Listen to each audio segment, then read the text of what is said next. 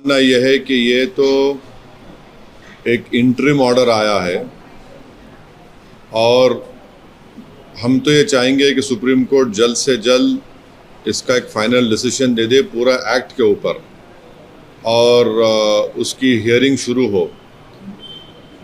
मेरी राय में, मेरी पार्टी की राय में ये है कि ये जो इंटरिम ऑर्डर आया है इससे जो कानून मोदी सरकार ने बनाया है, मोदी गवर्नमेंट ने बनाया है या एनडीए ने बनाया है, इससे वक्फ प्रॉपर्टीज़ का तहफ़्फ़ुज़ नहीं होगा, प्रोटेक्शन नहीं होगा और एंक्रोचर्स को रिवॉर्ड किया जाएगा।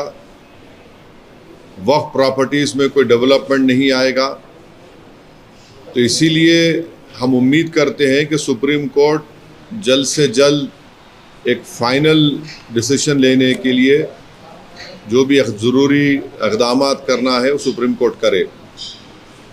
अब आप ये देखिए कि ऑनरेबल सुप्रीम कोर्ट ने ये कहा है कि 5 साल का जो एक्ट में था कि उसको 5 साल मुसलमानों ने दिखाना पड़ेगा, वो कंप्लीट स्टे नहीं है। ऑनरेबल सुप्रीम कोर्ट ने ये कहा है कि रूल्स को अगर फ्रेम कर देते हैं तो फिर वो लागू हो जाएगा, रूल्स बना देंगे।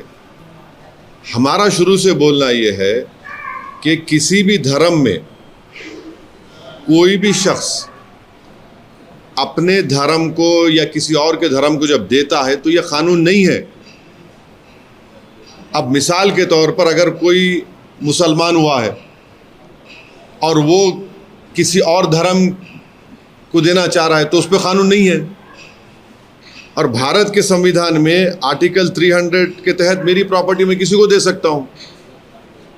तो सिर्फ यही धर्म के मानने वालों के लिए इस तरह का प्रोविज़न बनाना, और हम बीजेपी के सरकारों से पूछना चाहते हैं कि आप देश को डेटा दे दीजिए कि किसने धर्म बदल के वक्फ को दिया है प्रॉपर्टी।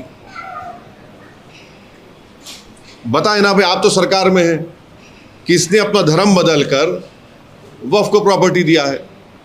दूसरी बात यह है कि सुप्रीम कोर्ट ने कलेक्टर के ऊपर जो इंक्वायरी का था प्रोविज़न, उसके ऊपर उन्होंने रोक लगाई है।